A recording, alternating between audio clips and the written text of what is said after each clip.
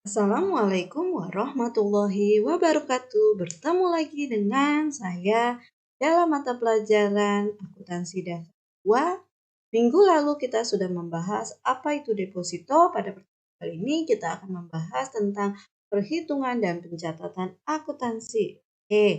Ibu akan memberikan satu contoh kasus. Jika seorang nasabah menyimpan uang di bank sebesar 100 juta selama 1 bulan, maka mana yang paling cocok untuk kamu?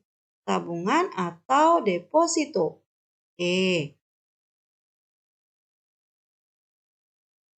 Kita lihat dari suku bunga. Kalau dari suku bunga di sini dari tabungan Bank BRI, tentu jenis tabungan BRI banyak. Nah, di samping sini juga ada bunga deposito per tahun. Ada yang 1, 3, 6, dan 12. Kalau kita memilih Britama yang klasik, maka bunga per tahunnya adalah 1,9%. Kalau kita memilih deposito 1 bulan, maka 4,25%. Tentu dari kedua ini bisa kita simpulkan, jika kita akan menyimpan uang selama 1 bulan, tentunya deposito lebih menguntungkan karena bunganya lebih besar. Nah, coba kita akan menghitung dengan tabungan. Dengan contoh soal yang sama, maka dengan menggunakan metode rata-rata sama dengan nominal dikali tingkat bunga dan dibagi 12, itu sama dengan 100 juta dikali 1,90 dikali 1 dibagi 12, maka ketemu bunga per bulannya adalah 158.333 rupiah. Lalu bagaimana dengan deposito? Kalau deposito dengan contoh soal yang sama, uangnya masih sama dengan 100 juta, tapi berjangka 1 bulan, maka bunga sama dengan nominal dikali tingkat bunga dikali 1 bulan dibagi 12. Nah, 100 juta dikali 4,25% dikali 1/12. Maka ketemunya 354.167 rupiah. 354 ini akan didapat selama 1 bulan. Lalu apa bedanya tabungan versi deposito? Kalau kita lihat dari suku bunganya, tentu deposito lebih besar daripada tabungan. Kalau kita lihat waktu pencairan dananya, tabungan lebih fleksibel ketimbang deposito. Lalu kalau kita lihat dari minimum setorannya, kalau tabungan relatif lebih kecil ketimbang deposito.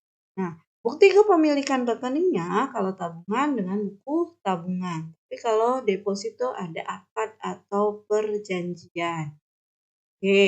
Lalu kita beranjak ke pencatatan akuntansi tentang deposito ini. Nah, pencatatan akuntansi tentang deposito yang pertama, kalau tadi kita menilai nominalnya 100 juta, kita rubah menjadi berjangkanya selama 3 bulan, setornya di awal 30 April dan pencairan bunga setiap tanggal 5 dengan pajak 20%. Berarti hitung bunganya masih sama, 100 juta dikali 4,25% dikali 1/12, maka ketemu hasilnya 354.167. Nah, 354.167 ini akan didapat selama 3 bulan berturut-turut. Untuk pembukaan deposito, pembukaan deposito yang pertama, jika kita setoran secara tunai di tanggal 30 bulan 4 2020, maka jurnalnya adalah kas di debit 100 juta, kreditnya deposito berjangka 3 bulan 100 juta. Lalu bagaimana kalau misalkan kita ngambilnya dari rekening giro, Bu? Maka rekening giro kita berkurang. Kalau berkurang berarti di debit 100 juta dan kreditnya deposito berjangka 3 bulan Tuan Adi 100 juta. Ini untuk pembukaan deposito. Lalu bagaimana dengan pencairan bunga ke-1? Pencairan bunga ter-1 itu terjadi kalau sudah terjadi 1 bulan. 30 April sampai 31 Mei itu udah terhitung 1 bulan. Maka tanggal 31 Mei, bank mengeluarkan uang untuk biaya bunga sebesar 354.167. Kreditnya itu bunga deposito berjangka harus dibayar. Kenapa bunga deposito harus dibayar? Karena nasabah pencairan bunganya terjadi di tanggal 5 bulan berikutnya. Maka di tanggal 5 bulan 6 itu baru nasabah menerima bunga. Maka jurnalnya debit bunga deposito berjangka harus dibayar 354. Dari 354 ini ada PPh sebesar 20%, maka utang PPh dikredit 70,83. Oke, kreditnya kas jika diterima secara tunai dan giro jika ditransferkan ke rekening giro sebesar 283,304. Oke. Karena di sini ada pajak PPh yang harus disetor ke negara, sedangkan bank melimpahkan pajaknya di tanggal 10, maka jurnal tanggal 10 itu adalah debit utang PPh 70,83, kreditnya giro kantor kas negara 78,33. Ini pencairan bulan ke-1. Bulan kedua dan bulan ketiga bagaimana? Sama. Oke, ini lihat kita. Pencairan bulan kedua itu sama seperti pencairan bulan pertama. Oke, jurnalnya tidak ada yang berbeda. Biaya bunga 354,107, kreditnya bunga deposito berjangka 354,107. Nah, tanggal 5 nasabah baru mencairkan bunga deposito berjangka harus dibayar 354, utang dikredit 83, kas kalau tunai, giro jika ditransfer ke giro sebesar 283,334. Tanggal 10 baru pelimpahan PPh.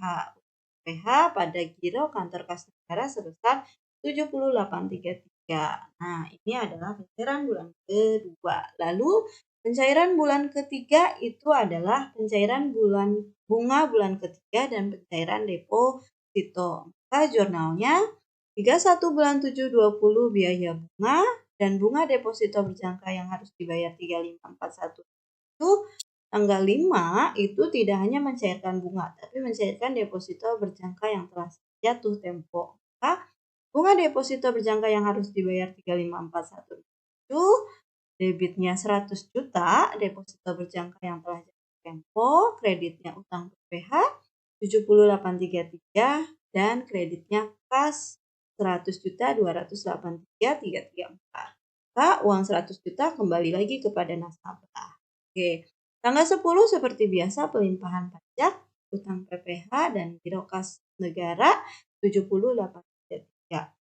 Ini untuk pencairan secara tunai. Lalu bagaimana untuk pencairan?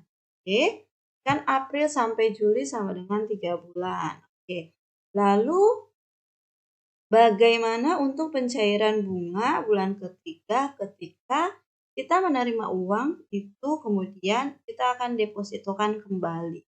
Oke, artinya perpanjang deposito. Maka jurnalnya bunga ketiga 31 bulan 7-nya biaya bunga, kreditnya bunga deposito berjangka yang harus dibayar. Tanggal 5 baru pencairan bunga nih. Oke.